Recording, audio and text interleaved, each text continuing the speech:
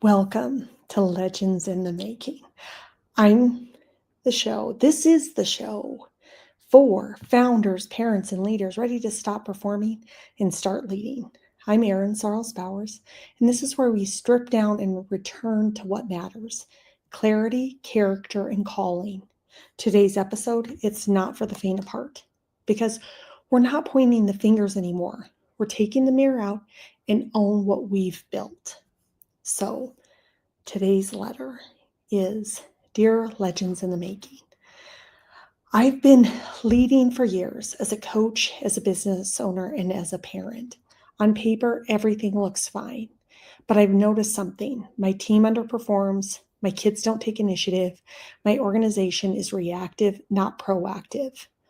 And for a while, I blamed them. I blamed Gen Z.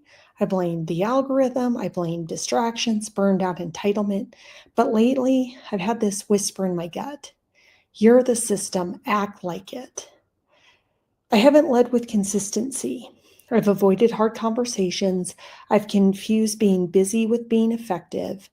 Now I'm wondering, can I rebuild this from the inside out? Can I lead without performing, or is it too late to reset the culture I helped create? Signed, the one who can't blame anyone anymore. And what a powerful letter, and what a beautiful reflection and transformation. And I think this really hits, where we're currently at as a society is we want to point the finger at somebody else. We see it everywhere. Everywhere. No one wants to take ownership and accountability for what they are doing. And I don't know why we're so afraid of ownership and responsibility, but we have certainly created a culture, and we are now role modeling for future generations of we just pass the buck, we just blame somebody else, versus truly looking internally and asking ourselves, why is this going on? Where do I take ownership and responsibility in this? And when we pass the buck, when we pass the blame, inherently we're building a culture where that's what's accepted. It's not a culture of I'm the one that's responsible for this. And in this, there's a lot of inherent universal truths that we're actually missing. Truly, we are the creators of our own reality. So it's like if we want something different, we get to build it. If we want to build a different life, you are the architect of that. You don't stumble into alignment. You don't stumble into the culture that you have at work. Ultimately, you are the one creating that. And so are you willing to be the disruptor that actually creates what we should be creating? One of respect, one of love, one of authenticity, one of vulnerability. Like truly, I was just watching something, and it was a beautiful little video, and it was talking about how the most high vibrational energy that we put out is authenticity. So think about that for a moment. It's a higher vibration than even love. Truly being yourself and being able to give that to the world is the highest vibrational energy that you can exude. And so, in this letter and in this example, you can't truly be yourself if you're blaming others, if you're feeling victimized and you're not taking ownership and accountability. Ownership is holy. Ownership is saying, I own what I'm doing. It's also detaching from that all your judgments. We think there's right and wrong and good and bad. What if there's just isness? There is no right or wrong or good or bad. There's just being. And am I being in a state of authenticity? Am I being in a state of love? Am I being in a state of joy? Am I being in a state of peace? If I And in those energies, acting from those energies, then yes, somebody may interpret that the wrong way, but at the end of the day, we can look at ourselves and go, you know what? Inherently, I am trying to do the right thing here. I can take that reflection and I can learn and grow from that. And what I have found is I've started to blend this work of, where are we at culturally? And then how do we really move that?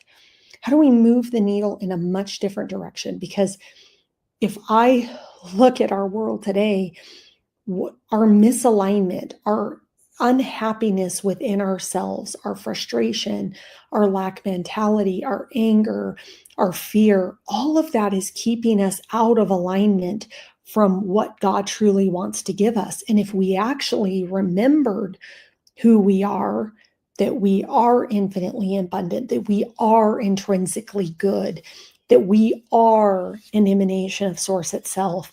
I am love. I am peace. I am joy. I'm authentic. If we resonated in that and showed up in life that way, our society would shift so fast because we would remember the oneness of who we are with everybody else. And so I would just hearken us back to what are the two universal laws we're here to truly follow. We're here to love God with all of our heart, and we're to love our neighbor as we love ourselves because we're one with all of it.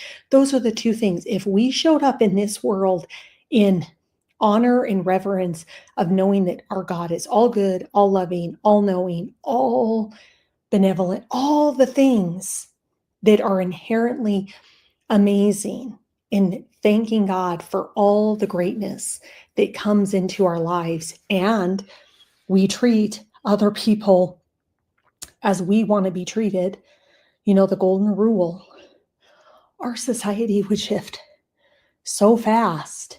But because we have so much noise and we have separation consciousness where I feel like it's me versus you and you versus me, we're inherently disaligned with the natural law of the truth of who we are all the time. And so then we're reacting from that misalignment without ever questioning what are we doing to create that, or stopping ourselves from reacting and being a part of that. And so when we think of soft standards, what is your standard? I don't talk about goals. What's your standard? What is your standard? What's the expectation that you have? And you should have an expectation of greatness because we are great, exceptional beings. So what's your standard? And if you have soft standards and then you couple that with just the concept of being busy and individual doership, you're going to create passive teams. You're going to create checked out kids. You're going to create dysfunctional business cultures.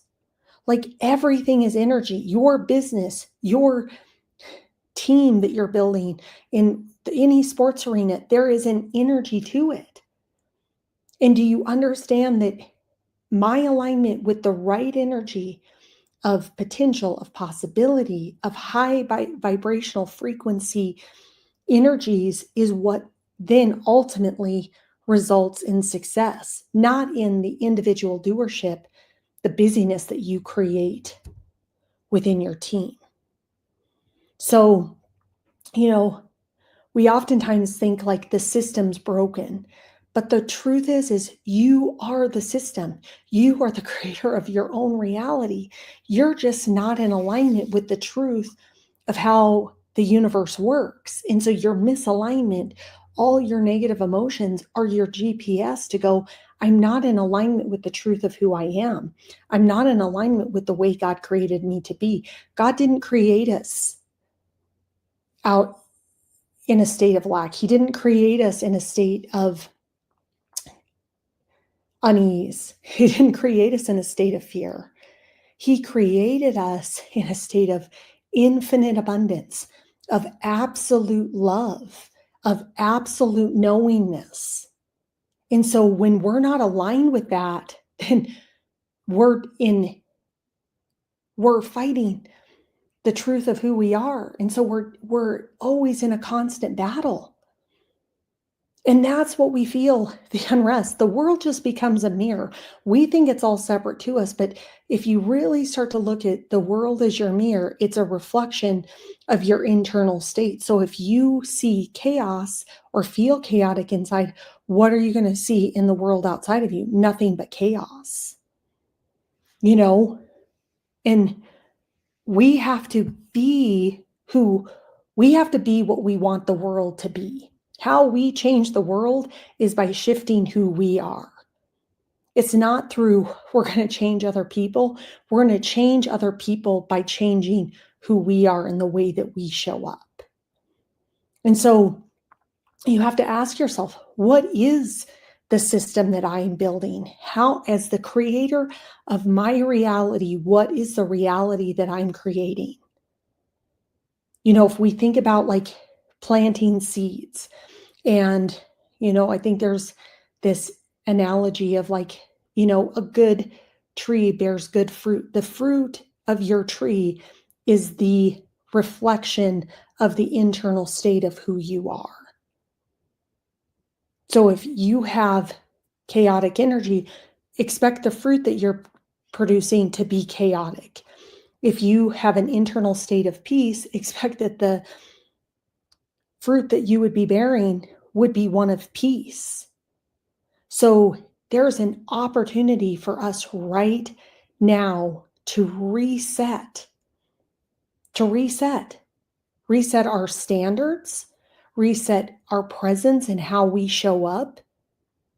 And then ultimately, how do we do that in union with everyone and everything else? And we do that by understanding, A, how the universe works, and then B, stepping into being our authentic version. We have created part of what we're breaking through is being in the truth of who we are, but being in the state of truth of who we are in a state of love. And we ultimately have created this cancel culture where everybody wants to cancel everybody else because they're internally conflicted. And if they say something you don't like, then your way of dealing with it is like, I'm just going to shut them off, or I'm going to berate them, or I'm going to be mean to them, and not understanding that the lesson that you're being mirrored there is, how do I have more internal acceptance of myself? When you're judging others, ultimately you're judging yourself. It's not other people. So when you're passing judgment, the only person you're judging is you. And so we have such a massive opportunity in where the world is at right now to heal our souls, to understand that remembering who we are, coming back to the truth of who we are, and being that in the world is the work that we are here to do. And that work starts at a very young age. And how to anchor that in and not allow the world to sway who you are. Yes, you can observe it, but then it's like, no, this is the truth I am. That is me. I am good. I am kind. I am loving. And not taking what other people do personally and understanding, like, if that's being reflected back to me, where within myself am I still not integrated to holy acceptance of who I am and the way that I show up? So the beauty is we get to begin again and again and again. You don't have to let one bad moment take you down a path. It's an opportunity to come back into ourselves, GPS, and really understand, okay, when that comes up again, I get to respond differently than I did the last time. Have standards for yourself. What are the clear standards? Take a time out, take 5 minutes, go, God, I really just act from an unaligned place. Let me take a time out and come back to myself, because that is not the truth of who I am. How do you start to get clarity? How do you start to find discernment? How do you start to understand what's really true? And what I would anchor in is what's really true.